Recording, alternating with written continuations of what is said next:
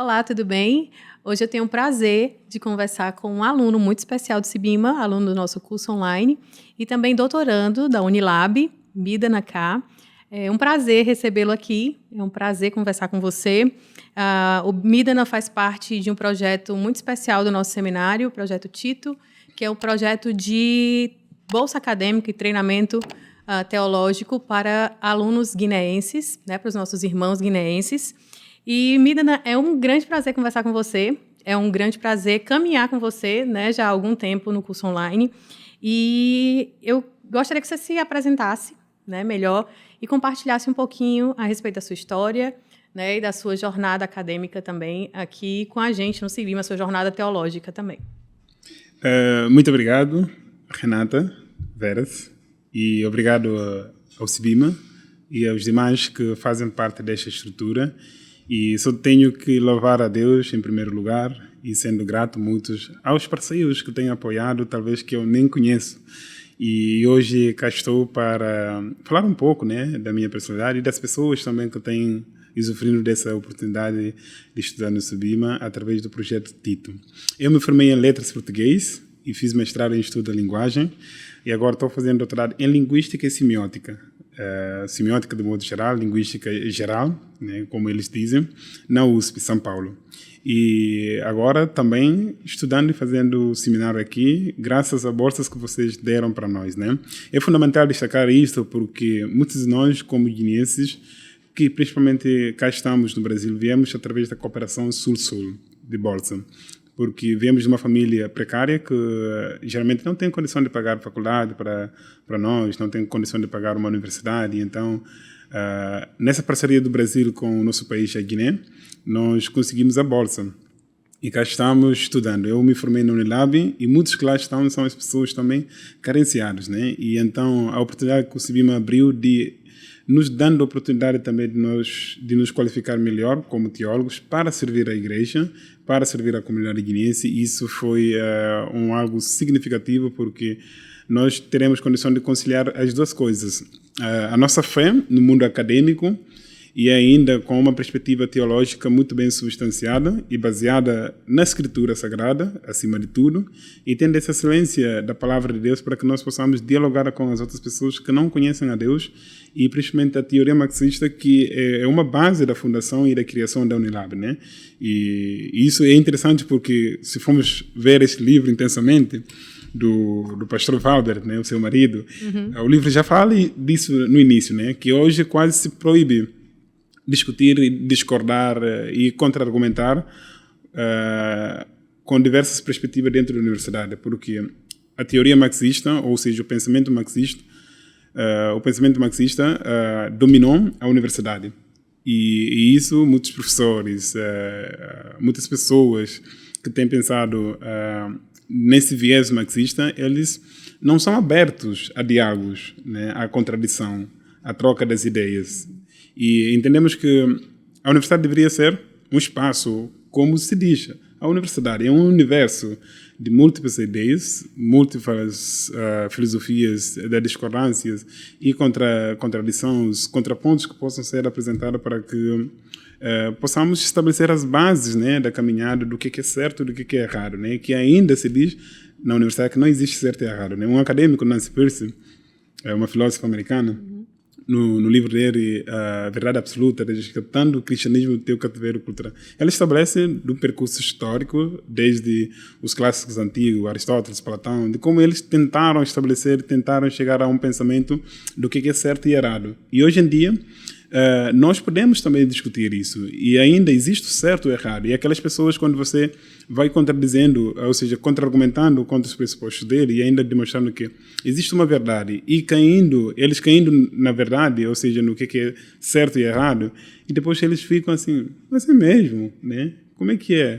Então, eu entendo que a formação teológica que agora estou tendo a oportunidade de ter e tem me ajudado bastante para crescer e ainda saber conciliar a minha fé em qualquer que seja a circunstância acadêmica ou não acadêmica, para glorificar e magnificar a vida da comunidade guineense e servir de exemplo para um modelo cristão talvez eu digo especificamente do meu caso, de um cristão intelectual, né? De uma vida intelectual cristã, que creio que é uma vida que eu estou seguindo e muitos querem seguir, mas ainda não sabem por onde perpassar, né? E o CIBIMA tem caminhado os alunos nessa perspectiva. Além de que nós podemos ter uma vida, se você quiser seguir este caminho de uma vida mais intelectual, você terá condição ainda também de servir na igreja. Não só como um acadêmico intelectual, mas como um servo de Deus, um servo humilde, que possa servir a igreja, pregando, ensinando e dando oportunidades para que as pessoas possam conhecer melhor a palavra de Deus, né? Então, o apoio do CIBIMA, o ensinamento que eu tenho debruçado aqui, creio que é de grande significância e de grande relevância para a excelência acadêmica e excelência espiritual. Que bom. Agora uma pergunta especial do professor Tiago. Okay. Das disciplinas já cursadas até aqui no curso de teologia, qual que foi aquela mais especial e que marcou e que muito contribuiu no seu crescimento nessa jornada teológica? Pronto. Se eu for falar das disciplinas, são muitas, né? Escolha aquela. Né? Mas dá para escolher? Não dá para escolher, né? Não dá para escolher, mas eu vou chutar uma, né? Uhum.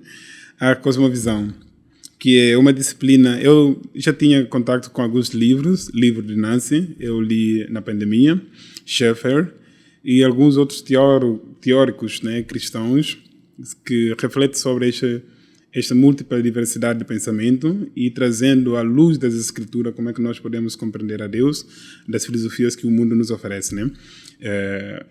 Ao ler o livro Amando a Deus no Mundo, de Heber Campos Jr., naquela disciplina, foi um livro assim, muito fascinante por contexto brasileiro, que agora sou meio brasileiro, e entendo que o livro, ou seja, a disciplina me impactou bastante a compreender muitos aspectos que não era esclarecido pelos outros autores que eu já tive contato, né? Pelas outras leituras, né? Os outros ensinos que eu já vinha aprendendo, né? E o livro tem uma centralidade em Deus, em tudo que nós vamos fazer. Começando por dizer, olha, nas pequenos detalhes do seu liturgia ordinário de Deus ou com Deus, você precisa glorificar a Deus nisso, né?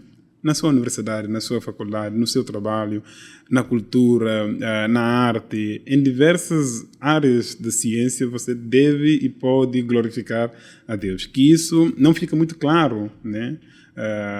Para muitas pessoas em diversas igrejas, nos seus ensinos, ou seja, nas suas leituras, e muitos livros não trazem isso de forma clara. E isso também reflete na sabedoria de vocês escolheram os materiais, né, para a disciplina. O livro, que eu creio que é um livro fascinante, de um esclarecimento, de um caminhamento. Aí vai citando muitos autores, Dorbert, e os outros autores que têm pensado sobre essa relação do mandato cultural e social, e não só, mas acima de tudo, mandato espiritual também. Como que nós podemos conjugar a nossa vida, conjugar essa relação de viver a Cristo, mas estando neste mundo, que eu creio que é o mundo de Deus, né? Criado por Deus, com suas regras, com seus mandamentos, com seus preceitos e a forma que o mundo tem encaminhado. Creio que é uma disciplina que me impactou bastante e me abriu a mente também de poder compreender muitas informações que não foram esclarecidas antes e ainda de poder ajudar a comunidade guineense, porque a comunidade guineense, só para ter a ideia do qual eu coordeno, a maioria comporta acadêmicos. E ainda, como é que acadêmicos lidam com a sua fé dentro da universidade? E a universidade brasileira, hoje em dia, tem pregado o marxismo cultural. Sim. Você chega e perpassa por disciplinas onde os professores vão trazendo textos, professores que a maioria que dominou a universidade brasileira é da esquerda, com um pensamento assim mais marxista, e aí eles vão ensinando e impregnando isso na mente dos alunos, ou imputando isso na mente dos alunos. Mas nós, como cristãos, qual seria o nosso papel diante dessa situação e tal? E essa disciplina foi fascinante, de esclarecer isso, como é que nós podemos nos posicionar e ainda, acima de tudo, para ganhar essas pessoas. Sim. Porque é um fator, é um ponto muito fundamental. Nós não estamos para brigar com aquelas pessoas, mas o propósito maior é para ganhar essas pessoas para a glória de Deus. Legal. A disciplina de cosmovisão cristã é fantástica mesmo. Uma última pergunta, né? Na verdade, não é uma pergunta, mas eu queria que você compartilhasse com a gente quais são as suas aspirações, né? Os seus projetos futuros, tanto para o seu povo, né? Para a sua comunidade, e como a Igreja Brasileira, ou a educação teológica brasileira hoje pode ajudar e caminhar junto com você nesses projetos e nessas aspirações. Pronto, agora que eu estou como coordenador da juventude evangélica guineense na diáspora, o meu maior desejo é esclarecer um ponto fundamental para os cristãos evangélicos, né? Começando pelos jovens e chegando às outras camadas da faixa etária, que nós podemos glorificar Deus em tudo. O texto de Romanos diz, e o texto de 1 Corinto também e Colossenses, que quer nós comamos, bebamos ou fazemos qualquer que seja coisa, que façamos para a glória e honra do nome de Deus, né? E eu sempre repito isso, digo para as pessoas que, olha, nós podemos glorificar Deus em tudo. No nosso sofrimento ou no nosso momento da felicidade, no nosso momento que as coisas estão bem. Porque as pessoas às vezes entendem mal o pensamento de Paulo no Filipenses, né? Que Paulo estava refletindo a alegria dele só porque ele estava tudo estava ok com ele, mas não é, né? Paulo estava preso, como a Renata também muito bem sabe, né? Que Paulo estava preso e estava passando por momentos complexos. E aí que ele disse, posso tudo naquele que me fortalece, né? Que ele podendo tudo, estando ou podendo viver com o pouco que ele tem, podendo viver nos momentos complexos, momentos adversos da vida dele, mas ainda também nos momentos bons que Deus proporcionou para ele viver e glorificar a Deus, né? Esse é um ponto-chave que eu tento esclarecer ao público, à comunidade guineense e tal. Inclusive, este ano, eu creio que vamos trabalhar com este tema durante 3 anos, né? Como é que nós podemos glorificar Deus em diversas esferas. Então, estabelecemos um tema que pode dar a luz ou encaminhamento para os jovens evangélicos a nível da diáspora, que é a nossa testemunha pública fiel, né? Que a nossa testemunha pública fiel, isso vai repercutir no nosso trabalho, na nossa academia, na nossa casa, em diversos outros lugares que nós estamos ou que nós costumamos frequentar, ou onde nós trabalhamos, ou onde nós estudamos. Essa testemunha pública fiel é um fator principal, primordial na nossa vida. Talvez José de Arimateia estava com medo, provavelmente, de se apresentar que era discípulo de Jesus. Lucas, no final do seu texto, do seu livro, apresenta que José de Arimateia foi pedir o corpo de Cristo, e ainda que diz que era um homem bom, mas era discípulo de Jesus, mas era membro do Sinédrio. Creio que, talvez, por conta das pessoas que fizeram parte daquela cúpula, e ele estava com medo de se apresentar como discípulo de Jesus. E Nicodemos foi a pessoa também que pagou, né, para obter acesso ao corpo de Cristo. E, provavelmente, que estava também com medo de se apresentar. Inclusive, procurou Jesus à noite, para que as outras pessoas não pudessem vê-lo, né? E eu tenho falado para os meus colegas, os meus compatriotas, que nós não temos que ter o medo de se apresentar como cristão.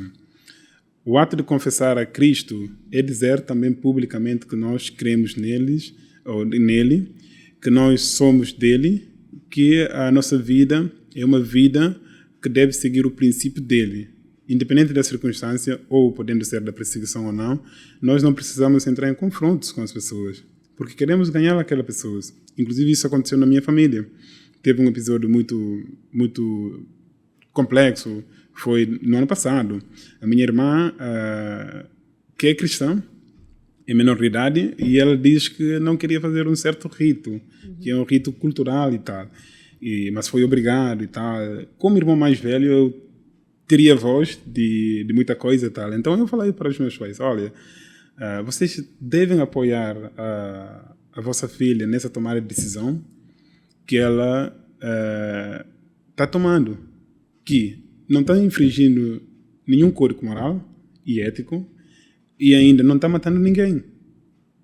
E vocês podem ver na minha vida o que Deus fez. Eu fui o primeiro a ter uma graduação E os meus irmãos ainda não têm graduação. E ainda sendo mestre, e talvez digo doutorando, nem sei se na minha tabanca as pessoas que saíram lá já tiveram doutorado.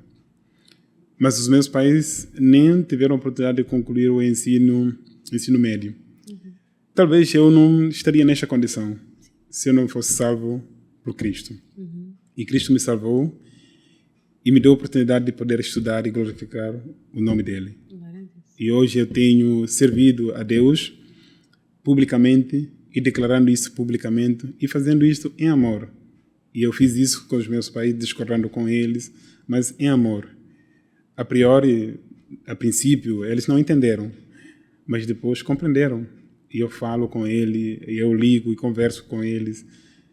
Isso, o amor de Deus é que nós precisamos comunicar às pessoas. Independente do pensamento filosófico que eles têm ou da segmentação religiosa que eles têm seguido, nós podemos ganhar essas pessoas para Cristo, né? E os projetos hoje, o sonho que nós temos é de impactar a sociedade guineense. Estamos trabalhando, impactando a diáspora, mas queremos chegar na Guiné. Que o pastor Tiago, se Deus quiser, logo no próximo mês estará conosco, né? Ministrando as palestras, a pregação e minicurso. E nós queremos impactar a comunidade cristã, mas chegando também à comunidade não cristã. Por isso nós estamos trabalhando para a Biblioteca Evangélica Guineense, no qual essa biblioteca vai servir de antemão para os pastores, para os presbíteros, diáconos, professores e missionários que lá estão na Guiné para consultarem os materiais, pesquisarem e tal. Mas também estamos recebendo os livros educacionais, livros bons, os livros que são da instrução da vida, para que a comunidade que não é cristã possa acessar, porque o país tem dificuldade em muitas coisas, né? Mas imagine só, as pessoas que não são cristãs vão acessando a biblioteca e nós tendo folhetos ou panfletos evangelísticos na porta da biblioteca. Aí, quando essas pessoas vão sair, a gente vai entregando para essas pessoas. E creio que Deus vai falando com essas pessoas paulatinamente. Só para ter ideia, o livro de João foi um dos livros que me converteu a Cristo. Né? Alguém me ofereceu um panfleto que tinha todo o conteúdo do livro de João. Eu li 3 vezes antes de conhecer a Cristo e tal. Mas eu fiquei muito fascinado. Uma coisa que me marcou, né, diz que nós podemos ser amigos de Jesus.